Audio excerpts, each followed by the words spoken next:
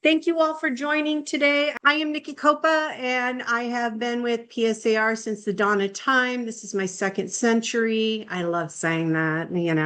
Anyway, I was very, very fortunate a while back to be able to serve at C.A.R. on behalf of C.A.R.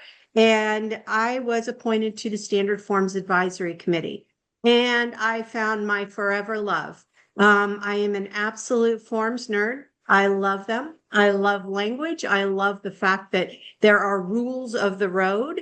And I got to learn the why behind a lot of things. So that's what I'm going to be talking to you about today. The forms changes that happened, why it happened, and the intent behind it. So one of the things that I will say, though, is I can't advise as to practice. So I can't say you should do this because I can only do that for my own agents that I'm the broker of. Your broker gives you guidance. I'm just going to give you the why behind the intent of the form. That way you understand a little bit more why it was done. New and revised forms, okay, they release twice a year, usually end of June, early July. Sometimes that date differs just a smidge. And then we usually have our Nerd Christmas. Typically they're at the beginning of December, but the last 2 years, they've been closer to the actual holiday. They did release on the 16th. So this Tuesday, we saw them all. There are 2 new forms, and I'll tell you why I'm saying that's new, and then 52 modifications. Now, some of the modifications are what we call silent modifications. So they're not something that we really have to worry about. A lot of what I show you here is just so when you pull a form up that you're used to using, you don't go, whoa, who moved my cheese? So it may not be a huge thing. And there's some things that I'll just say, okay, look, there were so many changes here. You're going to have to look through it yourself. But I will give you the information so you know. The reason why I said new form, and that's in quotes, is because one of the forms, the RAD, yes, for those of you that grew up in the 80s, it's RAD, the Realtor Acknowledgement and Disclosure. That actually was a form previously. It was called the Realtor Acknowledgement, but it didn't have the and disclosure. Because we added the and disclosure, we're kind of treating it as a new form because nobody was really using it anyway. It was just a form to say, hey, I'm a realtor and I subscribe to the Code of Ethics. And that was great. And we should tell everybody that. But guess what? We really didn't. So with that being said, now I'll tell you why we need to do that, because there's been a practice change. Okay. So I will go over that. I am going to go over the form, and then I can take questions on the practice change too, if you still have questions afterwards, but I will dive into that. All right, I think I hit everything. Additional agent acknowledgement. So we're going to go through the changes. What you're seeing on the screen here are the red lines. What you received from C.A.R. is they sent you out a link to be able to access all the red line versions and to be able to access the quick guide. Sometimes as a practitioner, I see what they put in the quick guide as the change, and I'm like, well, you didn't talk about this. And so sometimes I will say things a little bit differently, but you will get a copy of this slide deck. It's nothing fancy. All it is the red parts of the actual forms that changed. And for anybody that's new to this, the items in red are what changed from before. The items in black, that is what is currently existing.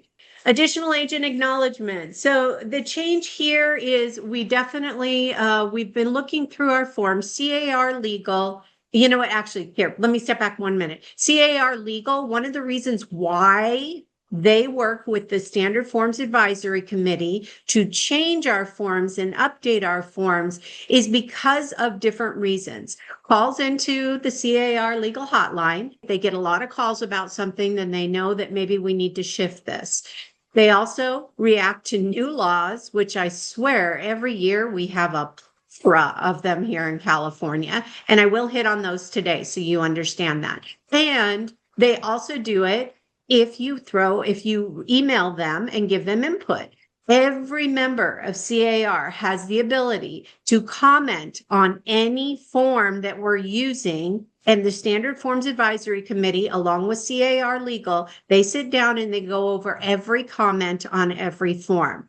Having been on that committee before, I'm going to give you a couple tips if you want to do this. First of all, the email address is carforms@car.org. So that's the email address that you send to. If you send them an email and say this form is dumb, they're not going to respond to you and they're not going to do anything.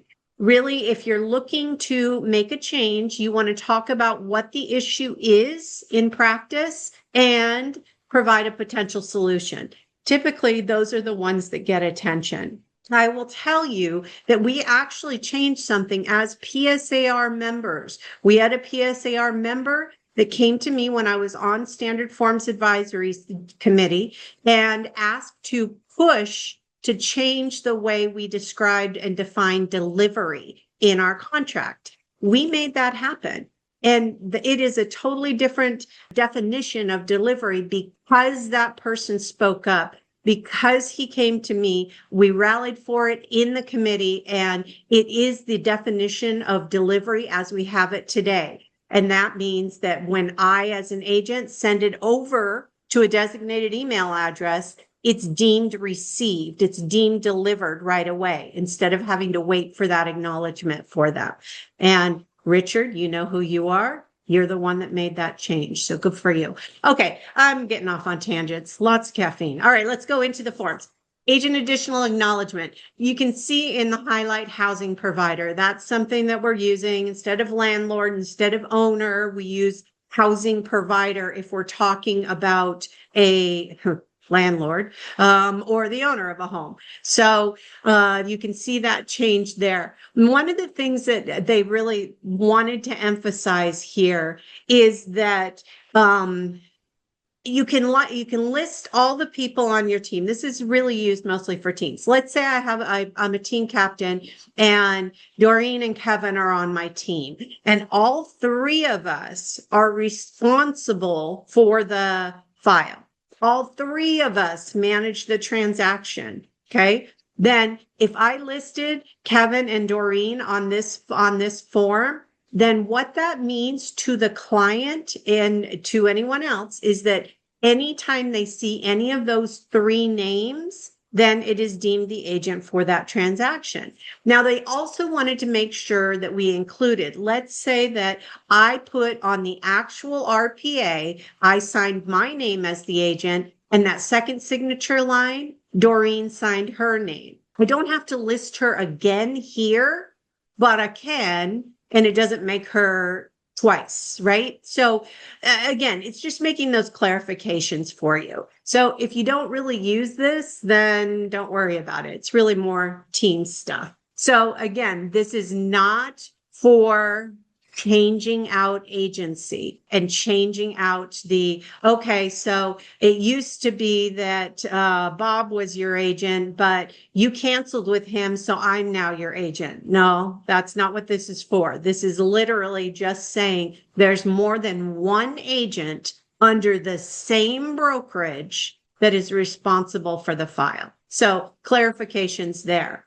All right, so when I said there are 52 revisions, you're like, oh, okay. A lot of those are what we call conforming revisions, which means we're making a revision to, in this case, on this slide, our residential purchase agreement, which is the form we use most often, right? Residential purchase agreement. So we're making the changes to that, and then conforming changes will be made to all the rest of these. So additional purchase agreements. Now, we don't all use these, and you may be looking up there going, wow, I didn't even know there was one of those. Well, there are, and they are specified purchase agreements, but the changes that we make to the RPA, C.A.R. Legal works really hard to try and bring them across to the other purchase agreements as well, so that when we learn one, we actually kind of have that expertise on the others as well. All right. Confirmation of agency relationships. Now, this is the form that you use. This is Form AC, which kind of doesn't make sense because it's confirmation, but that's the code for it. AC is the code, confirmation of agency. This is the form that we need to use if, when you receive the RPA from the buyer's agent, then all of the broker name, broker license number, agent license number, all of those things are not filled out, then you must use this to clarify agency, or maybe they're filled out wrong. Then you must use this to clarify agency. So what they wanted to do, what they were seeing is that people were kind of using this as, if Doreen was with ABC Realty and then she canceled her agreement with her buyer, then I would say, well, I want to take on Doreen's buyer rep agreement, and so I'll just do this. No. This isn't a do-over. Okay. So what it's saying, this form does or does not amend, supersede the actual agency that is declared in the RPA. Because remember, those are the things that we're confirming. Paragraph 2 of our RPA is confirmation of agency relationships. So if it's not done right, that's what this is all about. All right. Seller counteroffer, buyer counteroffer. The change in both of these forms is in June, I think it was June, we added a late acceptance paragraph, right? This is when let's say the buyer makes a counteroffer, sends it over to the seller. Seller says, pound sand, I'll find a better buyer, right? Well, our counteroffer expires after 3 days, right? So after 5 days, when they have no showings and now the seller is going, ooh, well, maybe I should have entertained that. Then they call you back and they go, okay, Nikki, I think I want that offer. Can I accept it now? Well, it had expired, right? Well, if the seller then signs it, sends it back, buyer will need to sign again because they have to approve of the late acceptance. But if they sign it again, then what we have is the late acceptance. Now, when we added that, apparently there was a question, well, which time periods are applicable at that point? So what was added, all time periods in the agreement shall begin upon the delivery of this late acceptance. So once again, if it's a buyer counteroffer, it goes over to the seller. Seller sits, says, pound sand, I'm not interested. 6th day, they say, hi, Mr. Buyer. I would love, love, love to accept your offer, right? Buyer says, okay, and they sign, and the buyer's agent sends it back to the seller. As soon as the buyer's agent sends it back to the seller's or the listing agent's designated address, that's when your time frames start. Buyer rep agreement. Now, the changes here aren't really huge, but because it looks like more language and it shifts things, I want you to know what they say. So a couple things on new laws. Then we know that on January 1st of this year, then we had a new law go into effect that we had to have a buyer rep agreement in place as soon as practicable. Now, this was a law in the state of California, which our legislators don't necessarily understand how we operate, right? So the way that it was written is that it would be it could be a maximum of 3 months. Well, DRE weighs in. When these new things are developed, okay, by our legislature, then the DRE will write regulations and clarifications around these new laws. So DRE has weighed in. They have done their clarifications, and they've said a couple things. First of all, it's not 3 months, it's 90 days. Okay, all right. So now we get to count days. So maximum for any buyer rep agreement is 90 days. If in fact you write it for more, it is void. You can't. It's against the law. So you can't write it for more than 90 days. So with that, and that's only if they're an individual. So if the buyer is a corporation, LLC, or partnership, that doesn't apply. So you can see that first change is you could check the box to say it is a buyer corporation, LLC, or partnership, the buyer is. And then it explains that buyer and broker agree that if the buyer is not a corporation, blah, blah, blah, then shall end on the date specified above or 90 days from the beginning date. So if it's let's say it's an entity, then I'm not at that 90-day limit.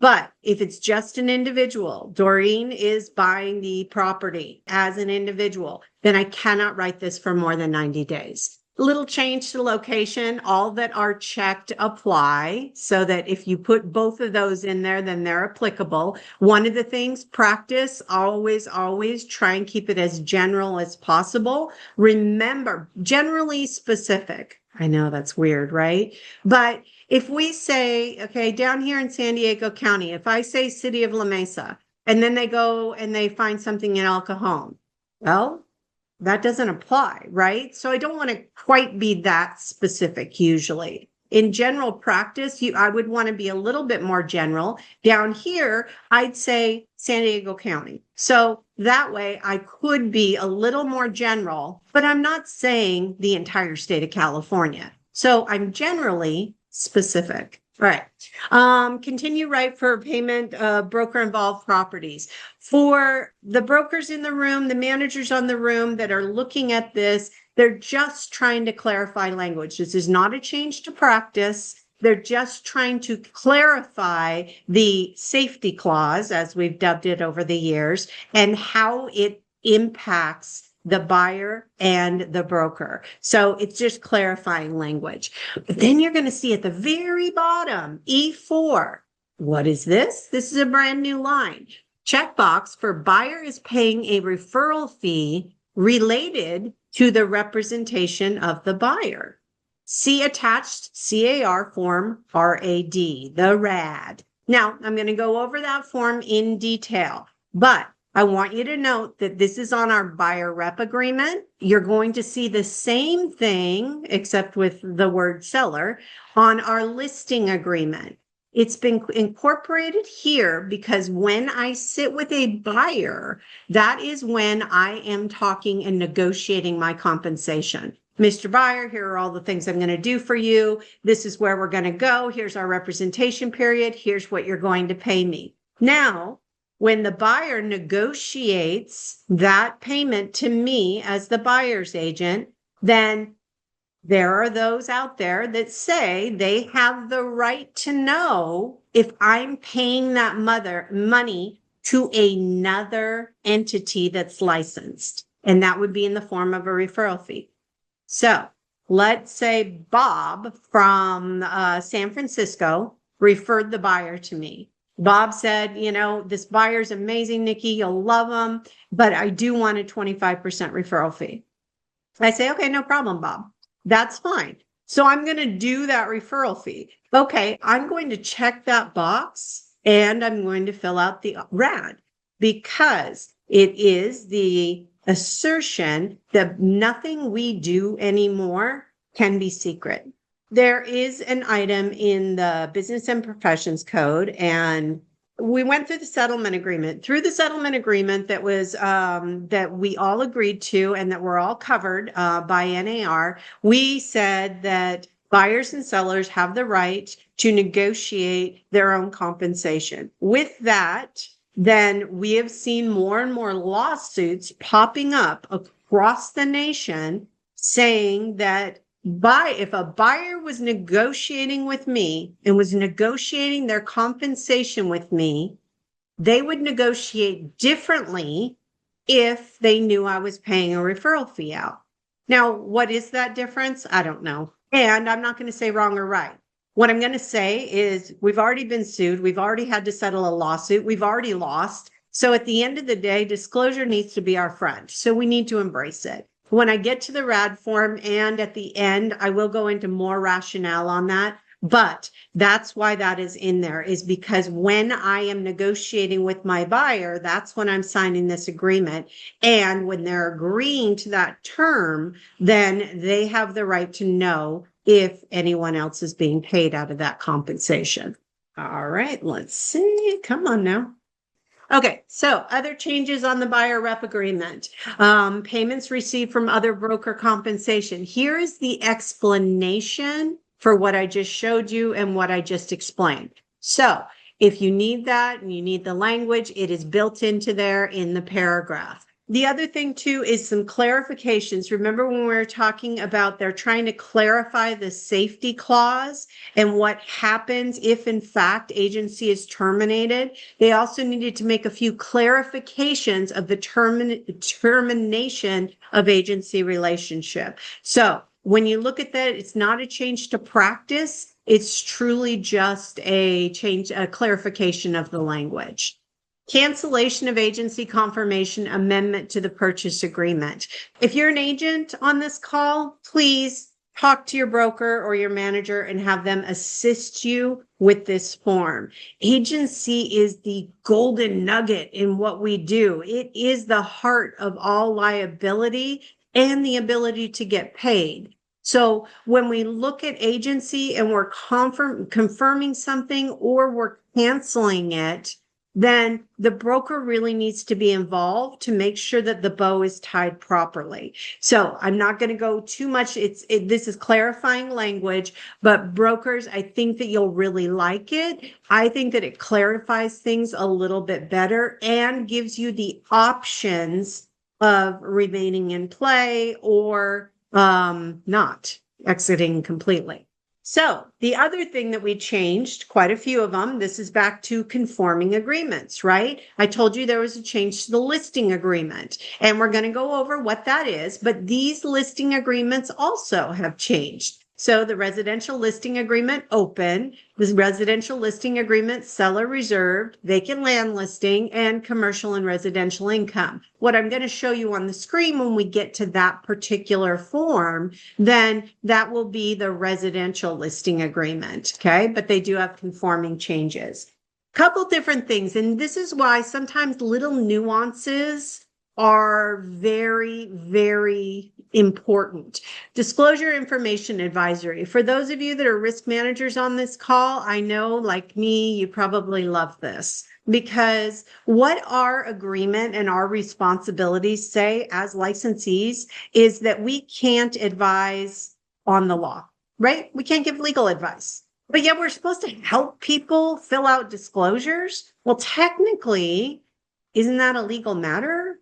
So that was always such a weird gray area. What can I say? What can't I say? What can I advise? What do I need to hold back? When this was created, I loved it because this is the language from our attorneys that are allowed to give advice up at C.A.R. They are giving general legal advice on how to disclose. So what I usually tell people is here is our opportunity to be able to say those things that we weren't sure if we could say without saying them, because we can say, oh, let's look at the disclosure information advisory. It says this. So I'm not giving legal advice. I'm just reading a document and encouraging them to apply that knowledge, right? So that's the way that I look at it, and I love it. Now, I think one of the things that's incredibly important, especially if you're risk managers, brokers, or office managers, you want to make sure that you understand this change. You can see letter D. This is at the very beginning, the introduction. It says to the seller, allow yourself plenty of time to fully complete the disclosure forms. I know all the risk managers right now are going ding, ding, ding. Okay. If it says that to the seller and my listing agent doesn't give this to them till day 5 when they're in escrow, okay, and they only have 2 days to complete it, and the buyer sues them for failure to disclose, guess who's on the hook? We did not give them plenty of time, right? We need to set these sellers up for success. Because that says that we really need to lean into, let's get the disclosures to our sellers with plenty of time to fully complete this, because that's what it says. So it really did kind of shift a little bit for us to understand what we need to do, which is what we should have been doing anyway. I mean, really, but I want to make sure you know it says that. The other thing that it says on your exempt seller disclosure. So we've all had that successor trustee, right? They are selling mom and dad's home. Okay. They lived in it when they were a child, haven't lived there for 10 years. Title didn't transfer. They are truly a successor trustee. Therefore, they are TDS exempt. Well, when you're TDS exempt, you're also, you don't have to do the SPQ, right? So those two big forms, that gives a lot of information, ask a lot of questions that help inform the buyer as to the condition of the property. But these days, what we see a lot of is that successor trustee has also been the one helping mom or dad or both maintain the property. So, hey, they're having problems with the plumbing. I'm the one that does this stuff with the plumber. Maybe I'm even the one that paid them. I'm the successor trustee. I actually do not have the disclosure obligation, but I do have the obligation to convey all information. So if I was looking at this, they've added here, if you have significant information about the property, you should consider using this SPQ to help flesh out the requirement to disclose all material facts. Because the ESD, it only asks a few general questions, right? The exempt seller disclosure. So if I had now they don't have to fill out the SPQ. What the recommendation here is, put it in front of them so that they can look at the questions and go, oh, I didn't realize that was a material fact. Yes, I called the plumber in 1990 to do blah, blah, blah, blah, blah. That way, the SPQ is meant to make the seller think. Because when we have a standard question in front of us and we go yes or no, we tend to jump on an answer, just human nature. But then when we think about it, we go, ooh, well, wait a minute. I guess I did make a modification to the property, right? So that's what it's looking to do. So again, that's the change that was made there. The rest of this, not a big deal, just little tiny changes. So just little changes to language. Demand for mediation. The big change, there's a couple changes that I'm going to show you in forms that all go back to the change of the name of the Dispute Resolution Center for Real Estate. So C.A.R. has their own mediation, arbitration, well, actually mediation, and now they're moving into the others too, center, which if you haven't used it as a broker manager, it's some. They actually do a great job of communicating, setting everything up, probably better than any of the law firms that I've personally worked with just in the setup. But anyway, so when we have an RPA, so I'm an agent, Doreen's the other agent, our buyers and sellers are having a fight. And they can't work it out between them. This after close of escrow, it is not under the small claims limit, so they need to go to mediation. So when they go to mediation, they can actually it says in our RPA that they can just go to the mediation center, and they have the website address on there, www.consumermediation.org. I don't know why I said www. I'm not sure what century I live in. Anyway, they can just go there and set everything up. Or if they want to say, hey, other side, I'm totally serious about this without having to pay when they set it up, they can ask you to draft the demand for mediation just to send it over the side, see if you can get people to the table. But the whole reason for the change in here is that they renamed it. It's the C.A.R. Dispute Resolution Center for Real Estate. So that is the change there. Extension of time addendum. So when we look at the ETA, they wanted to make sure that they were lining it up to conform with some other items there, and also give this time extension, or this box, extension of time amendment not accepted. Because what we see is buyers 30-day escrow. Day 28, buyer finds out that the loan's not going to be ready. They need an extension for another week. So they send it over to the other side and they say, I sent you the extension of time amendment. We amended it. Well, not without the seller agreeing. So if the seller doesn't agree, then this offer dies, it expires. So if that were the case, then the buyer may also be going, okay, well, wait a minute. If I have to do these additional things to get my loan done, and I know I can't close for 7 more days, I need to know right now if the seller is going to accept this amendment to move this, or I'm not going to pay the additional fees that I need to get there. So there is a spot there for the buyer or seller to go ahead and say, this amendment was not accepted on this date. Just so everybody knows, pound sand, guess what? Cancellation's around the corner. All right, homeowner association request for required statutory documents and charges. How many of you have used this form? Nobody does. Well, I'm sure somebody does somewhere, but I don't see it very often in my files. The reason I'm bringing it up is because of the new law that is going through. So how many of you love the balcony and elevated elements law? Well, that was pretty awesome. And it's caused a lot of problems, especially in our condo complexes and with lending, all of that. We've gone through a really rough year because of the way that legislation was written. In the beginning, nobody said who could do the report, who couldn't do the report. Then when we see the reports, some are 3 pages, some are 300 pages. Lenders are freaked out going, well, I don't know what to do with this. I don't know how to process this. And so what we saw is we were seeing a whole lot of condos fall out of escrow because of the way the law was written. We were also seeing HOAs say, I don't have to give the copy of the report to anyone. It's our report. Well, covered common area, and the legislation did say the seller's responsible for providing it to the buyer. Ooh, well, the seller can't order it. Only the HOA could order it. So we had some HOAs that were holding things hostage, basically. So C.A.R., your dues dollars at work, they went to legislators and they said, we need to fix this bill. We need it to be abundantly clear that the HOAs must give the report to the new buyer. And we don't want this to be a separate entity. In fact, what we want is this will be included in the doc package. So when I order HOA docs for the buyer, right, then this would be in the package. So there's no fighting for this one form and not getting it till day 20, right?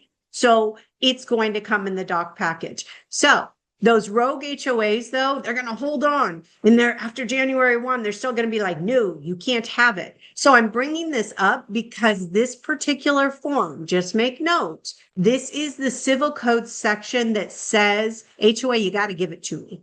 You may be able to use it to get them to comply when they do not comply. The other thing with that too is the C.A.R. legislation that was put out there was to standardize the report so that we can work with Fannie and Freddie so that they can understand the report a little bit better. Again, this was a California thing. Fannie and Freddie, not California. So when California decides to tweak things that don't fit into the national guidelines, we run into issues with lending. So we're trying to put a Band-Aid on that now.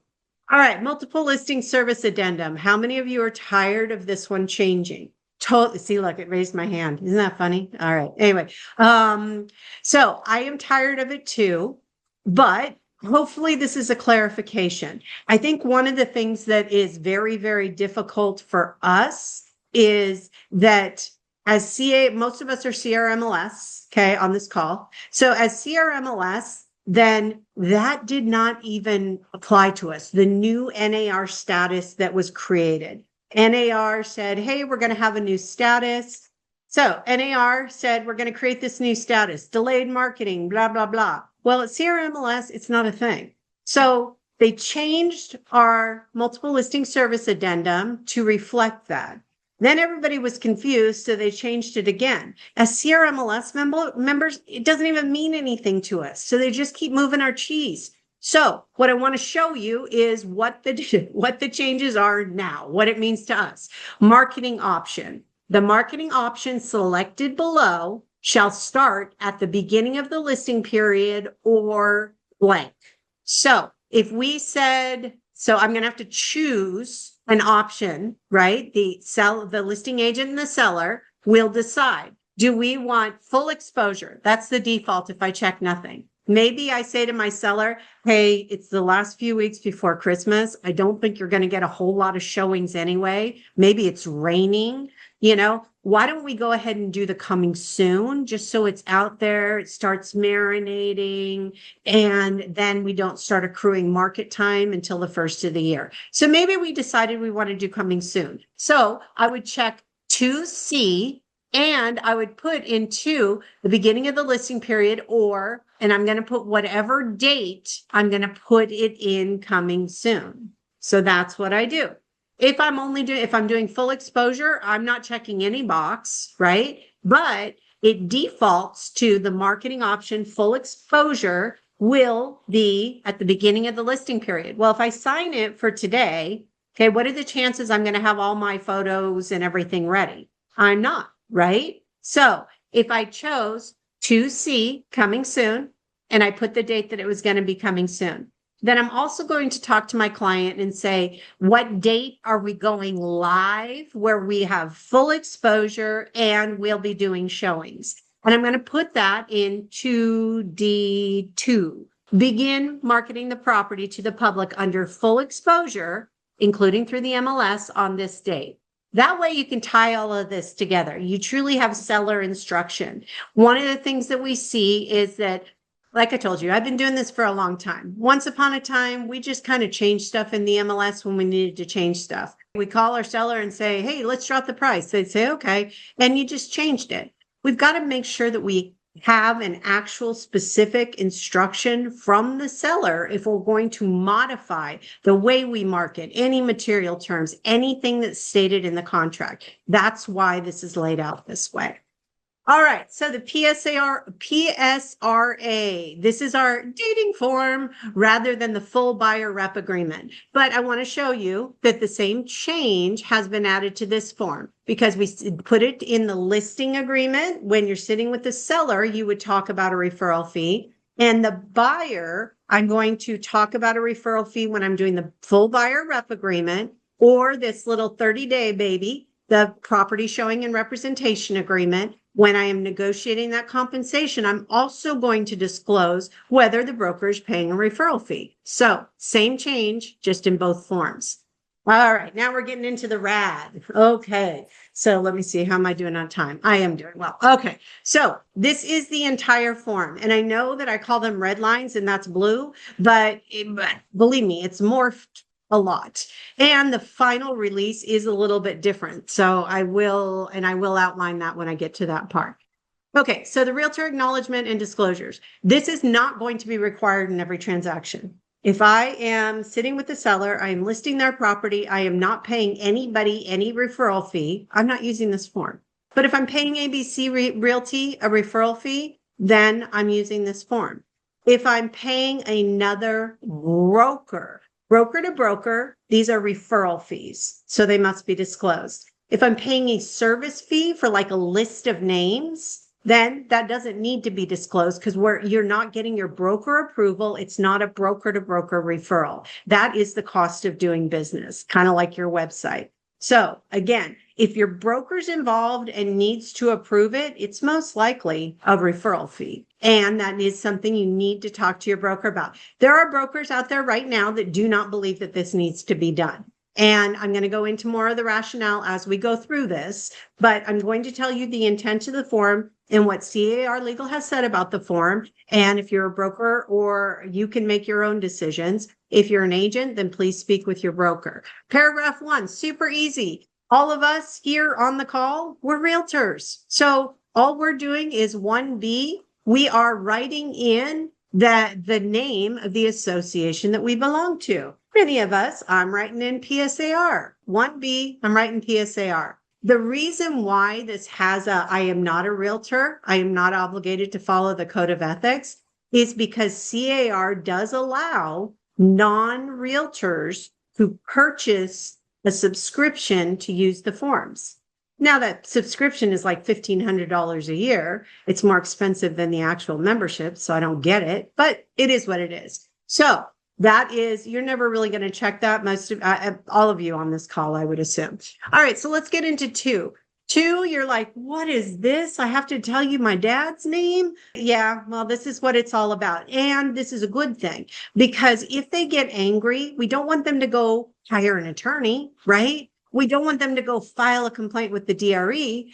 I would rather them call somebody else that supervises the agent activity in that office or for that brokerage to discuss things before stuff gets filed. So, steps to get service or support. It says very specifically, reach out to your agent or your agent's broker. Then it goes through and say you can if I am a salesperson or a broker associate, you may contact my broker, office manager, supervisor, or other contact person identified below. Now, this can't be your mom. It does need to be somebody in a supervisory capacity to you, but you can put in who that is. Your broker or your office manager will tell you who should be cited on that. And I know that my practice is I tell my agents that you're going to do your office manager, okay, if you don't have one, or you can put me because I'm the broker. The other thing I say is please don't put my cell phone number there. Put my email address. So you have two different options, and I'm going to show you that part. So that is a good thing. You can also talk about filing with the local association for code of ethics breach. Then we get into paragraph 3. Paragraph 3 is the biggie, and it has 3 different types of disclosures that must be made under the law, under the code of ethics, under DRE regs. All of them are a little bit different. So I broke down the 3 paragraphs. We've got 3A, 3B, and 3C. I am going to go into where it applies. 3A, compensation from multiple sources. You must obtain signatures from principal on agent's side. One of the things that was made abundantly clear in the settlement agreement is that as an agent, let's say I'm the buyer's agent, and the seller is offered to pay me something, and I will be accepting some compensation from them, and I'm going to be accepting some compensation from the buyer. That is 2 different sources. If I'm using the RPA and I'm using 3G3 to document that, disclosure of that has been done. But if for some reason that isn't being done, disclosure of me receiving compensation from multiple sources must be done under the terms of the settlement agreement. So this is where I could do it. Okay, I can check the box and I can say the sources of payment are from buyer, and I check that box, and seller. There you go. This is also what we can use right now. We're seeing this a lot in lease listings. Tenant, when you're providing services for a tenant or a housing provider, one way or the other, then it's multiple sources that may be paying you. So this is where you disclose that. Now, this isn't going to happen all that often in my belief, in what I see in my files, but this has been in place forever. And this is required by MLS rules. This is required by the DRE. This is required by Business and Professions Code. And it's required by the Code of Ethics. So this is a big one. But people don't necessarily know that they need to do this. Anytime you are acting as the principal, prior to the offer being accepted, you must tell the other principal that you are actively licensed with the DRE. This is an important negotiation thing because they might go, well, wait a minute, I want to make sure maybe they were unrepresented. Now they might go, ooh, I really do need somebody representing me because you know more than me. So that's why the disclosure is made. So for years, we've had to write our own language for this, but yay, C.A.R. made it for us. This is, let's say that I am buying a property or I am selling a property. Then I would check B, and I would say that I am contemplating writing the offer on behalf of myself, and that's letter I. Now, let's say this is my son. It would be a check, a member of my immediate family. Now, let's say that I'm buying the property for my entity. We're flipping homes. Okay. This would be the brokerage firm identified below or any broker or agent thereof, or an entity in which I or my immediate family have a legal interest. The Nikki Copa Trust that's buying up these properties and fixing them up. I still have to disclose them. And then any other person related by blood or marriage. So maybe they're not my son, but they are, let's see, my stepsister. I don't know, other person related by blood or marriage, I guess. And then my favorite, this is my favorite. Any other person with whom I have a special relationship. I'm not sure what special is. I think different people have different definitions of what special is. And you're like, well, then why did C.A.R. write that? Well, they didn't. That's what it actually says in the Business and Professions Code. So if you look at the California Business and Professions Code 101770, that's actually what it says, special relationship. The advice in that one is just like when your seller says, well, should I disclose ... You're always going to say yes, because literally this popped into their mind. It may be something for disclosure. Same type of thing. If you go, this person's kind of special to me because, he is I'll give an example of, I've represented both of what I call my rental brothers. They were foreign exchange students, came to stay with my family when they were, 35 years ago, and they're still here in the States. They've established residency, bought and sold property. They're not my brothers, but I would say that's a special relationship because they are absolutely family to me. All right. More than you needed to know about me. All right. So we keep on moving. Let's go 3C. The last time referral of other fee received from or paid to another broker. All right. Rationale. Okay. So the first thing that we want to look at is California Business and Professions Code. So California Business and Professions Code 10176G. What it states is if I receive compensation, I must tell that principal that was involved in the transaction that I received compensation. Now, how many of us do this? We really don't, right? But there were a lot of things we used to do before the settlement agreement happened. And there weren't a lot of plaintiffs' attorneys looking so closely at everything we do.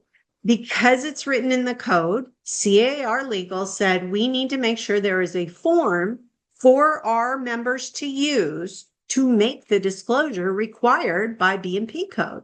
This is where I could do it. So what that says is the recipient is responsible. The reason why it says received from or paid to is because there's also a lot of discussion out there. Like I said, if I'm sitting with the buyer and I'm negotiating my compensation as their agent, then if we look at all the arguments that led up to the lawsuit that ended in the settlement agreement, it says buyers and sellers have the right to know what they're paying and where it's going. Now, they don't need to know that it's paying my agent's mortgage payment, but remember, they're contracting with the broker. So in their world, okay, Bob Smith is hiring me, Nikki Copa, for my broker, say ABC Brokerage. He thinks that the money he's paying is going to ABC Brokerage. If that is being split with DEF Brokerage, then the consensus across the nation is that they have a right to know. That's literally the next lawsuit, what we all believe, based on what we've seen in the settlement agreement. So C.A.R. said, okay, why skate to where the puck is? We want to skate to where the puck is going. We need to remove this. We don't want to be part of the next lawsuit, the next national settlement. At the end of the day, compensation is not secret. So if we are paying a referral fee to someone else, pay or receive, we need to make sure that the principal acknowledges that. 2C or 3C, I check the box and then I say I'm receiving compensation. So I refer to buyer to Doreen and I asked for a referral fee. So I would say, let's say it's a 99% referral fee because I want to be silly. All right. Checking the box, receiving compensation. My broker is being paid by, and I put the name of Doreen's broker. And then I go down to 3C, compensation amount, 99% of gross compensation. Now, let's say that she refers somebody to me. I say I'm going to pay her a 99% referral fee. then I say I'm paying compensation. My broker's paying compensation to Doreen's broker, 99% of gross compensation. So that is how you fill it out. Now, I did put the signatures on here because I wanted you to see that this is where you can put in the broker, office manager, supervisor, or other contact person. So this is if you're mad at me, please call this human prior to filing any claims against me, right? So this is where you put in your office manager, your broker, talk to your broker or your office manager about what name to write in and what email address to put in there. But they will likely be appreciative of it and they'll do whatever they do. So you talk to your broker. All right. So the other thing that we changed is on the RFA, referral fee agreement. Then there is an acknowledgement box here where the RAD will populate automatically now. So if I'm a California broker and I am paying a referral fee to any other broker statewide, I'm going to draft an agreement broker to broker. That's the referral fee agreement. We are agreeing to these terms. Now with that, since we are doing a referral, then C.A.R. knows we are going to have to disclose that referral to the principal. The RAD will automatically populate when I open up the referral fee agreement so that we can fill it out and have it signed by the principal. Principal isn't signing the referral fee agreement because that's broker to broker. They are signing the RAD because that is the disclosure of that referral fee agreement. All right, receipt for reports, a couple different things, and honestly, just kind of language cleanups in my opinion. List of reports provided to buyer or seller that were ordered for this transaction. So they're kind of trying to make sure that they clarify. When we have existing reports from other transactions, apparently people have been very confused by that. Reports are reports. They all have to go to the buyer, but it is important to note that if this home inspection was from a previous transaction, it may not be accurate anymore because maybe they found 10 things wrong, seller fixed them. So now providing that same thing, it may not be accurate. So we want to make sure that we make the distinction. Okay. This is the list of reports that were ordered for this new transaction. And these are reports from previous transactions or something that's otherwise in seller's possession. Because we do have those very, very, very smart people that keep the disclosures from every time the house was sold, right? So if they have that, they are going to give it to that buyer. So we want to make sure that it's abundantly clear. Anything that the seller has in their possession that it can be deemed a report on the home needs to be given to the buyer. But you should use this form to differentiate where it came from, because then there's language that goes with that. All right, residential listing agreement. Again, we talked about the RAD. The RAD change is in the listing agreement because that's where I bind my seller and I discuss compensation. And it is in the buyer rep agreement because that is where I bind my buyer and that's where we discuss compensation. Same thing, little checkbox. Broker is paying a referral fee related to the representation of seller. See attached RAD form. So when you check the box, the RAD will populate into your transaction. Couple other things that changed in our MLS world. So we are going to see a shift that when C.A.R. MLS closes out properties moving forward, the images will be removed all but one. But when your buyer says, can you take down all the drone footage that's on hotpads.com? No, we're still saying, guess what? We can't do that. Once it's syndicated, you're going to see that there are agreements out there. C.A.R. MLS has talked to all their syndication partners, and they have said, you have to remove everything but the one picture. But, we tell people they have to go 65 on the freeway. Does that work?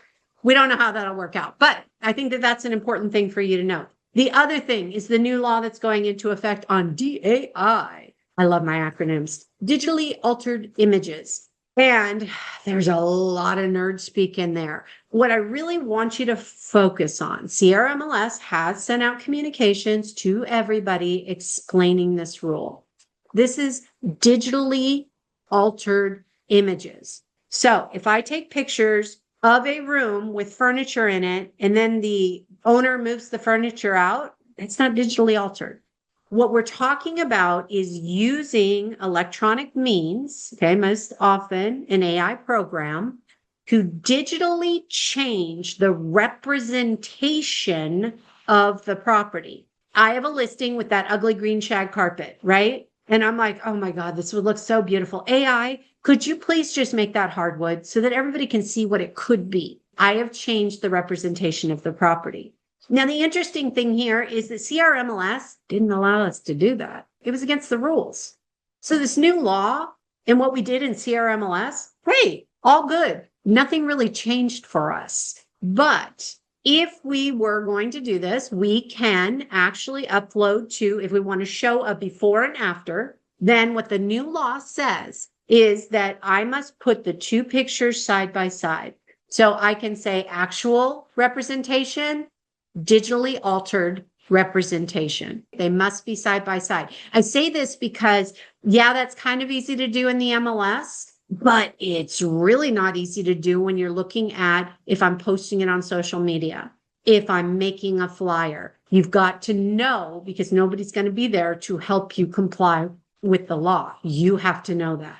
There's also this whole thing that you can say, I can post all the digitally altered photos in my flyer. And I can have a QR code that says, these are, right above it, it says these are digitally altered images. To access the actual images, click here. Now, the thing that everybody is very concerned about, that's a link. What if it doesn't work? Am I not in compliance? What if they can't crack the two together? So most of the people that I have talked to have said, until we have any other further clarification, we want to make sure that if we're going to put a digitally altered image, I'm going to take that image and I'm going to put hardwood in there. That I am going to have actual image, green shag, and I'm going to have right next to it digitally altered image using AI. That would be clear. So that's one of the new laws that's going into effect January 1. Another new one, don't shoot the messenger, I did not do this, is we have somebody that apparently, and I'm giving you the backstory just because I think it's funny. She rented a property years and years and years ago and was astounded that when she rented a property that the landlord was not required to put a refrigerator in the property for her. She has decided that this is inhumane. So moving forward, there is a new law that if you rent a property, if you lease a property out, you must provide a refrigerator. Now, stove and refrigerator, stove kind of was always a thing anyway, health and safety code and things like that. But refrigerator was not. Refrigerator was totally optional. So refrigerator, that's how it works now. The other thing too is the tenant can elect to bring their own refrigerator, or if the tenant elected to bring their own refrigerator, I say, I've got my fridge, no problem. Then my fridge, it breaks. Well, do I want to go buy a new one as a tenant? No, I get to knock on my housing provider's door and say, okay, here's 30-day notice. I'm no longer going to be using my refrigerator. You need to provide one for me. Do I get to tell them that it has to have every bell and whistle? No, just needs to be a refrigerator that's not recalled. It is in working order and it can keep things cold. Now I get all the questions. Does it need to have a freezer? Law doesn't say anything about that. Do I expect it to be cleared up? I'm sure it will be. So I would say, let's just default to common sense until they clear up anything in the law. And then there's some changes about early termination. All right, the RPA, our big boy, right? Couple different things here. What I want to really go over is we seem to continue to have problems with the TOPA. That is the tenant occupied property addendum. And remember, in this, if you look at the top of the TOPA, it has the definition of what a tenant is for the purposes of the residential purchase agreement.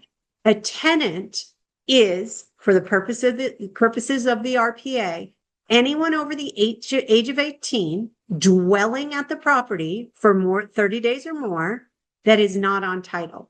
The reason for that is because, let's say I'm the only one on title. I have 5 adult children living in my home with me. I have made an agreement to vacate the property at close of escrow. But at the end of the day, these children have been living here all their lives. Okay. They have definitely established tenancy. They're all over the age of 18. So what if they refuse to move out? Do they have tenancy rights in the state of California? They do. So that's the definition. Anyone over the age of 18, not on title, dwelling on the property for 30 days or more. If that exists, you want to attach a TOPA. This is what protects your clients. All right. The other things, electrical system. How many of you heard about, oops, don't raise hands. How many of you have heard about the electrification laws in some different areas? There are areas in the state of California that these laws have already gone into effect, and we are absolutely seeing more and more bills going in this direction. And I'm going to give you the general thing because, well, I've been talking a lot and I only have a few more minutes. So the overall scope is that if within a certain period of time, you would not be able to buy a gas stove anymore, gas dryer anymore, or gas heater anymore. So if you have natural gas appliances in your home right now, then they quit on you, they stopped working, you would only be able to buy electric to replace those. Now, the thing about this is, for those of you, my condo was built in 1990. Guess what? My breaker will not handle all that. When that change happens here, I will have to replace my breaker because I will need to upgrade it to be able to handle the new capacity. That's what this is all about. This is just advice disclosure. So when you are looking at a condo that has a 15 amp breaker, then you do want to say, hey, I just want you to make note of this. This may come down. This may be something that we see in our city, in our county, in our state. It will be something that's in your future. A federal reporting requirement. This came out, then it was pulled back. They're still in court. Supposedly it's going into effect in March. I'm not going to spend a ton of time on it because A, not in effect right now. B, it's being challenged in the court. And C, it's not an us thing. It's an escrow thing. If escrow is asking you to comply, comply. It's a geographic targeting order. All we're trying to do is make sure that the money's on the up and up. But it's not something you as the agent or the broker need to concern yourself with. It's an escrow thing.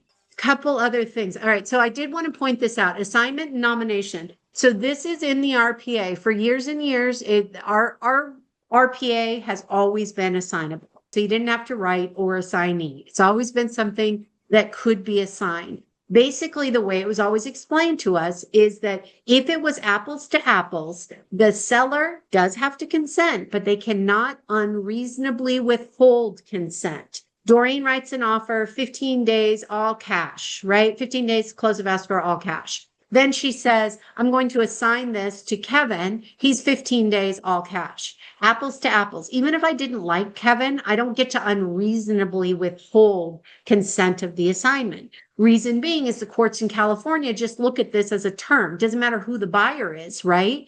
It's just the material terms. It's same, apples for apples. Now, what they did come out a few years ago is they said, hey, you need to disclose if Kevin wanted to assume that. Oftentimes he gave Doreen a little money. Here's $5,000. Assign this one to me. I want to buy it. Doreen says, yay. Okay, I'm out. And I just made $5,000 without anything.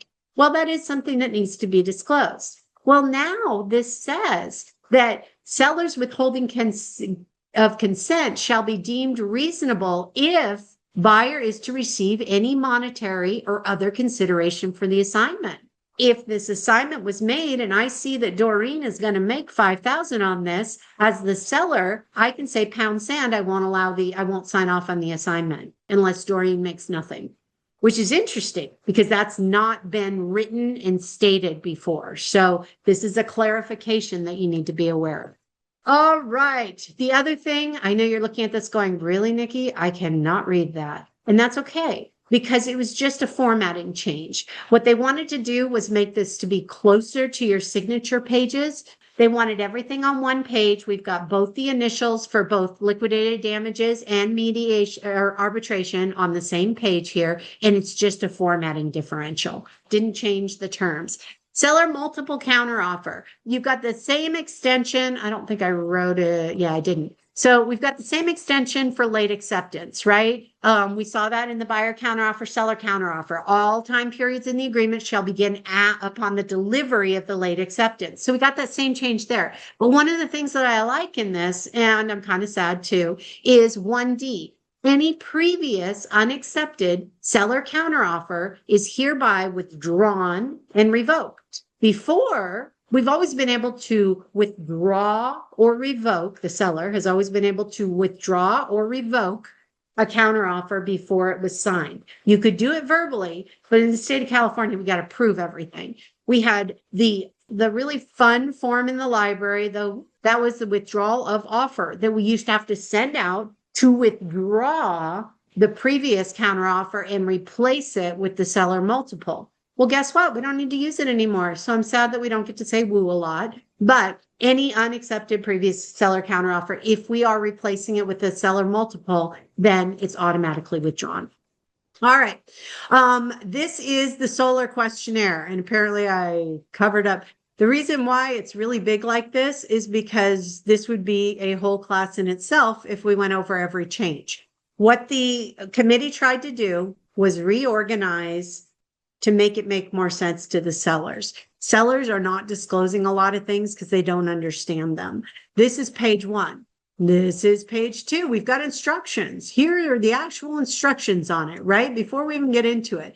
Now we keep on going. So you can see how much red is there. So here is my instruction, said with love. Guys, look at it yourself. You got to read through it. The idea is to get the seller to understand what they need to disclose. Is it leased? Is it liened? Do they have warranties? Do they have maintenance agreements? Do they have a power purchase agreement? Is it prepaid? Is it mandatory? Is it transferable? All of those things right up front. I do recommend that you always give this to your seller at the time of listing, because you're going to have to, this is why so many things fall out of escrow, because people don't know until the last minute. So you're going to need to provide all that information. All right, SPQ, couple different things here on documents, okay, that we have a reference here. So if we had previous reports and we said yes, receipt for reports, RFR, may be used to list such documents. They don't want you to try and have to fit it all on the little explanation line. You can attach the RFR to be able to talk about those. Remember, we looked at that change. Governmental. This is where we come in. Like I said, some of these laws are going into effect in different municipalities throughout the state of California. Any state or local requirement or restrictions relating to the future replacement of existing gas-powered appliances that are being transferred with the property. Gas-powered appliances include, but are not limited to, appliances fueled by natural gas or liquid or propane. So I'm not sure why we had to define that, but there it is. The reference is there. We want people to start. So when they check that yes, and your buyer says, well, why do I care about this? You can reference, it's in the RPA where we talk about it. And it is something that is referenced in our seller buyer advisory. Then a new one, new law. It's all about tobacco residue. Tobacco residue, yes. 18B, we look at it. Any residue which may be indicated by smell or test results from smoking tobacco or nicotine products, which includes the use of an electronic cigarette or vape device. So the new law just says that if I'm the seller and I know that somebody smoked here, I have to disclose that. If I know the previous owner smoked, I have to disclose it. If I know the previous owner smoked, I have to disclose it. Reason being is because under this law, it says that tobacco residue can stay in the home for a really, really long time. And everybody has the right to know if it's in the home. All right, septic and well, let's see, this one, I'm at the septic and well, the acceptance of the terms in the contract, they want to make it very, very clear that if they say seller will do all of these things, they will certify Well, if certification requires $2,000 worth of work, the seller has to pay for that. So they want to make sure that they understand what their arrangement is moving forward into the transaction. All right, this one's a quick one. We're going to get into Q&A here in a minute because it really doesn't apply to our zip codes. Okay, this is the other new form, unsolicited offer attestation. I practiced trying to say that. This is, let's just take Palisades, Pacific Palisades. When the fire went through there, what they're trying to do is make sure that everyone knows it is against the law for me as a realtor to go to people that had damaged homes and solicit their listing. I can't do that. It is something that is put in the governor's emergency order. But with that, maybe Doreen has a damaged home. Maybe she reaches out to her agent friend, Nikki, and says, I want to sell my damaged property. And I say, well, wait a minute. There's a law. I can't do this. Well, this is the form that I would have Doreen fill out. Doreen would sign off saying, no, no, no. Nikki didn't come to me. I came to her. This was not a solicited offer. This is an unsolicited offer. So we probably won't really be using it in our world, hopefully, fingers crossed, but it's there. All right, that is the end. Let me see if I can figure out how to close that. Stop. Is the AAA for referrals and or TC if they're licensed? If they're licensed under the same broker, okay, not for referrals. It's not for referrals at all. The AAA is any other agent that will be actively under an agency agreement. What that means is you're not using it when you're co-brokering. This is just within the same brokerage, anyone that would be conducting licensed activity and have that fiduciary duty to that client. So if TC is like part of my team and I'm the team leader, I could put her on there if I want to have her be responsible. Okay. So anyone you put on that form has responsibility for that file. So you want to, yeah, your broker probably would not be thrilled about just having your TC on there. Don't we have to replace the term commission with compensation, which is the ACS versus the BRBC? The agent commission sharing agreement, would we put the agent compensation sharing agreement? Oh, so you're saying, oh, okay. I will go ahead and make that. If you have time, carforms at CAR.org, then suggest that they make the change to that title. But I will also talk to the chair. Will the DAA be connected to the RLA when you pull in the forms? DAA. The DIA, Disclosure Information Advisory. No, because it's not a statutory document. It's not contractual. I haven't met a broker yet that doesn't say, oh my gosh, yes, give this to all the sellers. So it's probably required for your office file, but there's nothing in the law that requires it. So no, it's not automatically bundled. Do we do this RAD on all transactions? No, only if a broker to broker referral is involved. So no listings will have historical photos on CRMLS, just the front. That's what it says. I'm really not sure. I mean, again, this is a CRMLS thing. I'm just the messenger. I just received, because I'm the technical support for my company, then I'm the technical officer for CRMLS. And so I received the notice saying that all the syndicators have been notified that this is what's going to happen. Now, are they going to wipe everything in the back end? I don't know. They just said that the syndicators had all agreed to this at this point. Do you have to use the AAA if another agent performs an avid on your behalf? You probably want to talk to your broker for specifics, but here's the way it lays out from the DRE. So I'm the broker of record. Okay. I have 600 agents under me. So honestly, any of those 600 can perform any tasks on my behalf in a transaction. Now, is that confusing to the consumer? Of course it is. So the AAA is all about saying to our principal, hey, okay, it's not just me, it's also Doreen, or it's also Bob, or it's also, I want to make sure that my principal understands who they should be listening to. because they don't need to listen to all 600 of the agents underneath my license. They need to listen to these particular agents. And I have then given permission for everyone to understand that they can deliver documents to those people listed. So if my TC was on there and they went away for 2 weeks and somebody served a notice to perform to my TC, not to me, guess what? I'm on the hook. That's considered delivered. Regarding the SPQ on the 18B tobacco, what if seller only smokes outside? I would say you can read the language of the law. At that point, I would probably I would recommend, if I were the seller, I would put in explanation, I smoke, but I only smoke outside. Someone needs some clarification on the SMCO on item 1D. That is the new thing that says, so if I'm sending out a seller multiple counteroffer, okay, so two different situations that you would use the SMCO. So I have a listing, okay, and we have 6 offers. And so we're going to send out the seller multiple counteroffer to the offers. Okay, so that's one instance. The other instance, Doreen wrote an offer, we received it. My seller countered just that offer. So that's on a seller counter offer.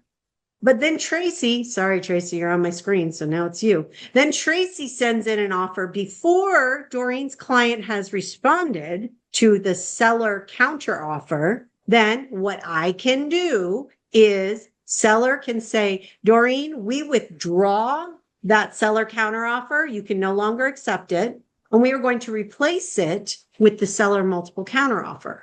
So if that's the instance in which I'm using that seller multiple counteroffer, the SMCO, okay, then before what I had to do was send it over along with the form, the withdrawal of offer. So I had to say, I'm withdrawing the offer. I'm replacing it with this seller multiple counteroffer. Now I don't have to say that anymore because it says just one line that says, if there was a previous seller counteroffer, it's gone.